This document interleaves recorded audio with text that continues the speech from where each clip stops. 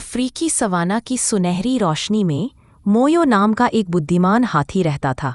उसके कान पाल की तरह विशाल थे और उसके दांत चांद की तरह उज्ज्वल थे। हर शाम मोयो प्राचीन बोआबाब पेड़ के नीचे छोटे हाथियों को एकत्र करता। वहां वह उन्हें बहती हुई नदी की कहानियां सुनाता, उन पहाड़ों की जो बादलों को छूते थे और उन जंगल की आत्माओं की जो हवा में फुसफुसाती थीं। एक दिन एक युवा हाथी पेंडा ने पूछा, मोयो, आप हमें ये कहानियां क्यों सुनाते हैं? मोयो ने मुस्कराते हुए अपनी आंखों में करुणा के साथ कहा, क्योंकि कहानियां हमारे पुल है।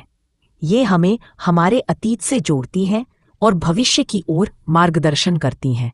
उस रात छोटे हाथियों ने नदियों, पहाड़ों और जंगल की आत्माओं के सपने देखे, और जब सूरज उगा वे एक साथ चले, हर कदम में कहानियों की शक्ति महसूस करते हैं। पेंडा ने सिर हिलाया, लेकिन वह सोचता रहा। उस रात छोटे हाथियों ने नदियों, पहाड़ों और जंगल की आत्माओं के सपने देखे।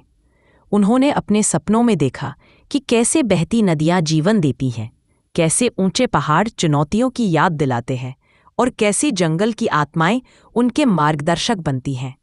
अगले दिन जब सूरज उगा और रोशनी धरती पर बिखरी, पेंडा ने मोयो से कहा, मैं भी कहानियां सुनाना चाहता हूं। मोयो ने गर्व से उसकी ओर देखा।